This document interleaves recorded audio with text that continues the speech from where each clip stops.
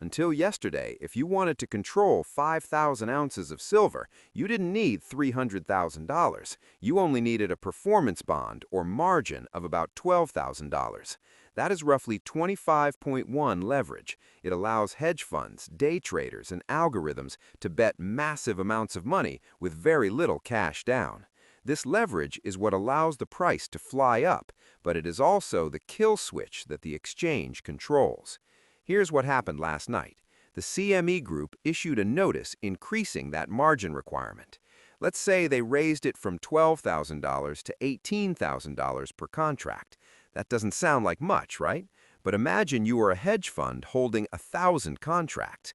Yesterday, you needed $12 million in cash on deposit. Today, at 2 a.m., the exchange says you now need $18 million. You have 1 hour to wire $6 million or we sell your position. Where do you get $6 million at 2 a.m.? You don't. So the exchange's computer automatically sells your silver contracts at market price to cover the difference. This creates a wave of artificial selling. It's not because the fund wanted to sell. It's not because the fundamentals changed. It's because the house changed the buy-in. This is the margin nuke. It is designed to flush out the weak hands, the speculators who are over-leveraged. When they sell, the price drops. When the price drops, other people panic and sell. It triggers a cascade. That was the plan. That is what they did in May 2011. They raised margins 5 times in 9 days. They hiked the cost of betting on silver by 84%. It destroyed the demand, and silver fell from $49.50 to $33. They are running the exact same play today. They looked at the 60-plus breakout. They looked at the empty vaults. They looked at Bank of America's losses, and they pulled the lever, raise margins. But this time, the result was different. Why? Because the people buying silver in 2025 aren't speculators using 25.1 leverage. They are industrial users and sovereign nations paying cash. Tesla doesn't buy silver on margin. The Indian government doesn't buy silver on margin. They buy with full payment. So when the exchange raises margins, the strong hands don't care. They don't get liquidated.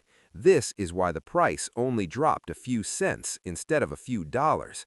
The margin nuke only kills the paper speculators. It does nothing to the physical buyers. And today, the market proved that the physical buyers are now in control. I want to take you back in time, because if you don't know history, this red candle today will scare you out of your position. The date was Sunday, May 1st, 2011. Osama bin Laden had just been killed. The news cycle was chaotic. Silver had just touched $49.50. It was a parabolic run. Everyone was euphoric. Then, under the cover of darkness, the CME Group announced a margin hike. They raised the maintenance margin by 13%. On Monday, silver dropped $5. The next day, they raised it again. On Wednesday, they raised it again. By Friday, they had raised margins 5 separate times. They beat the market into submission. They forced the liquidation of billions of dollars of long positions. It worked. The price crashed, and it entered a bear market that lasted for years. The banks are relying on your muscle memory of that event. They want you to look at today's chart, remember 2011, and think, the party is over. I need to sell before it crashes. They are weaponizing your trauma. But look closer at the chart today. In 2011, the drop was violent. It was 10% in a single day. Today, we are down less than 1%. We are consolidating. Why the difference? In 2011, the rally was driven by paper demand. It was driven by hedge funds buying futures contracts and SLV options. There was no shortage of physical metal in 2011. The vaults were full. So when they killed the paper demand, the price collapsed. In 2025, the rally is driven by physical depletion.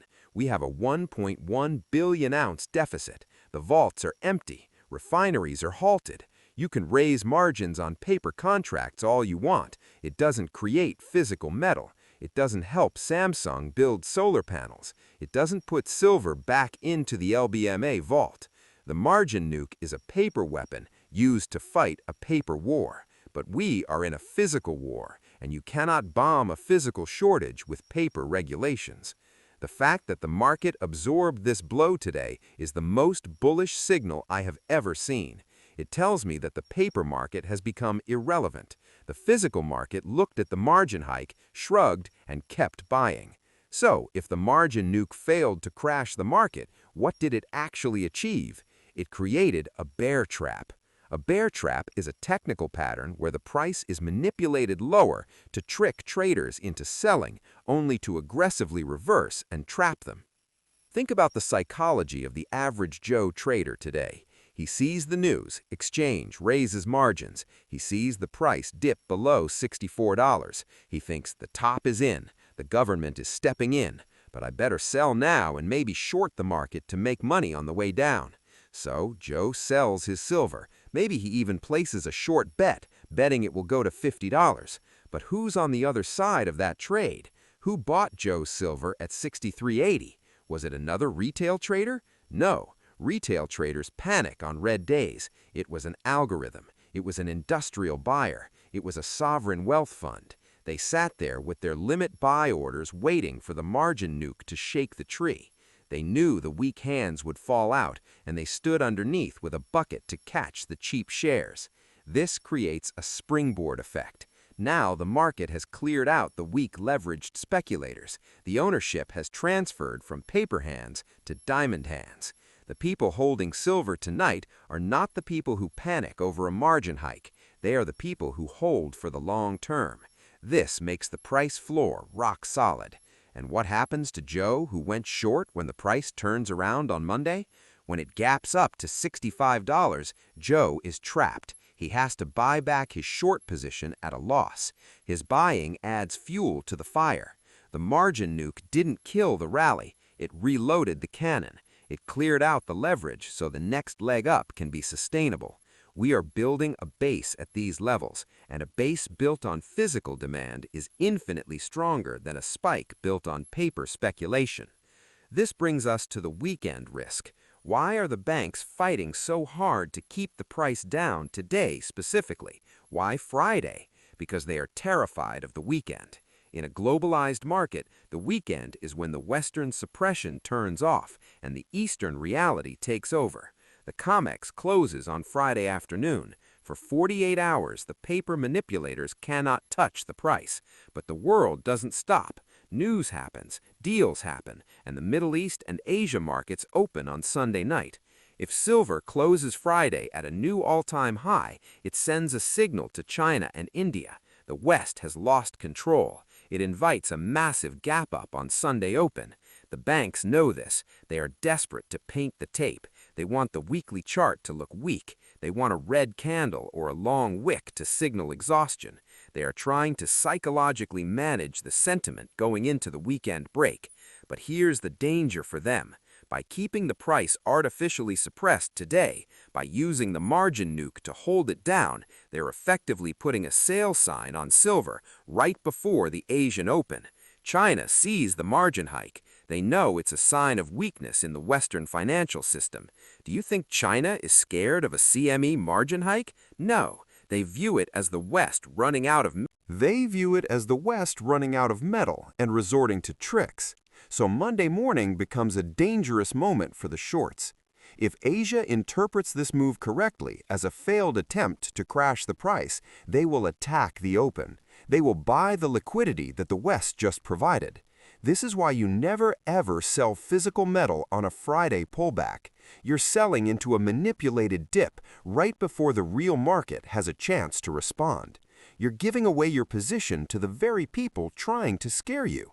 The weekend is coming, and in a resource war, weekends are when the supply lines get redrawn. If you're just joining us, let me catch you up on the crime scene. Last night, the CME Group raised margin requirements on silver futures by 50%. Historically, this is the nuclear option. In 2011, this exact move crashed the market by 30% in days. But today, silver is sitting at $64, down barely 1%. The nuke turned out to be a firecracker. We have established that the bear trap has been set. We have established that the banks are desperate to paint the tape red before the weekend. But now we need to go deeper. we need to talk about the divergence.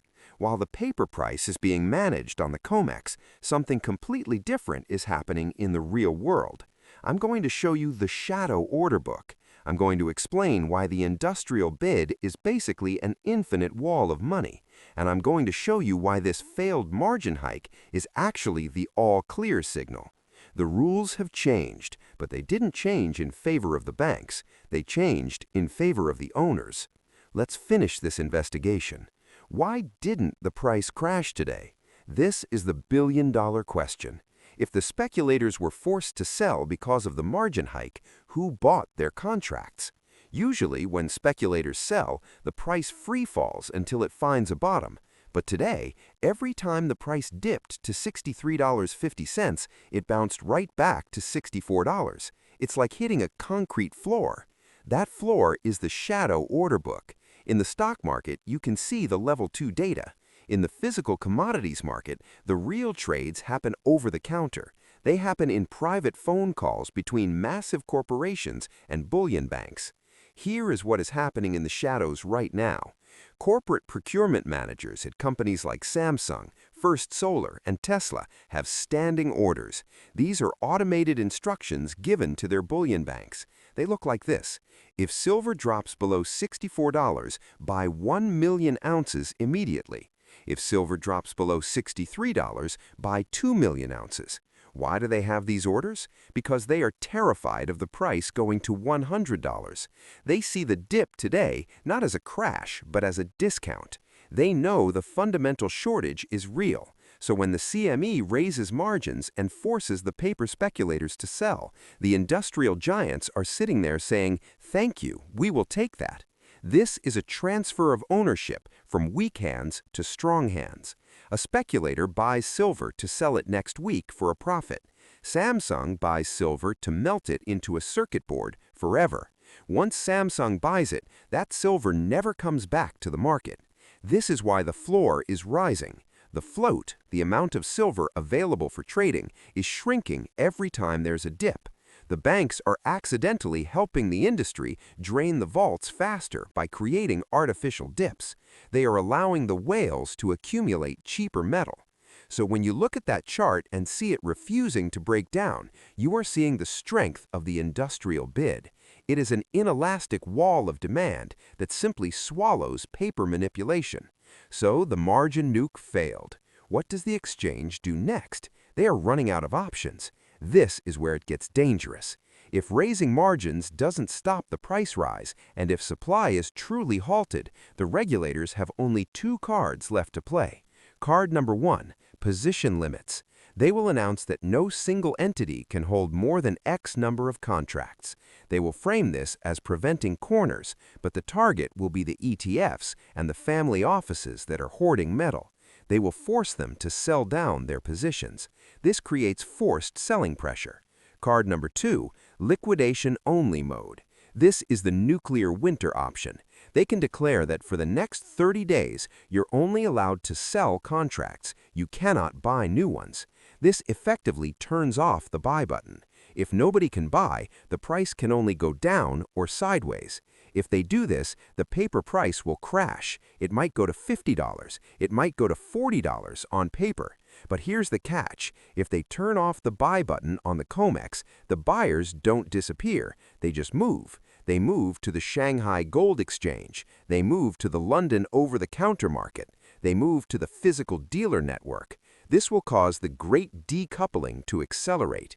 You will see COMEX silver trading at $40 because nobody can buy, and you will see physical silver trading at $90 because everybody wants it. The spread will be $50. This destroys the COMEX. If the COMEX price is $40 and real silver is $90, no miner will sell to the COMEX. Why would they? They will sell to Shanghai for $90. The COMEX vaults will drain to absolute zero in weeks.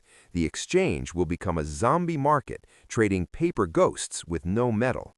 So the regulators are trapped. If they leave the market alone, price goes to $100. If they manipulate it too hard, they destroy the exchange and lose control of the global price entirely. They are damned if they do, damned if they don't. This is why today's failure of the margin nuke is so critical. It shows they are losing the ability to influence the market without blowing up their own casino. Let's step back from the charts and talk about why we are here. Why are you holding silver? Are you holding it to make more dollars, or are you holding it because you know the dollar is broken? Today's action, the manipulation, the margin hikes, the volatility, it's all noise. It's the sound of a dying system thrashing around. The physical truth remains unchanged. Number one, the geology. We are running out of mineable silver. Grades are falling. Number two, the energy transition. We cannot build the future without silver. Number three, the debt. The global financial system is insolvent. They have to print. When you hold physical silver in your hand, you hold a claim on the Earth's resources. When you hold a paper contract, you hold a claim on a bankrupt bank. The events of the last 24 hours are proof that the paper system is detaching from reality. The paper system is trying to say silver is risky, sell. The physical reality is saying silver is essential, buy. You have to decide which reality you live in.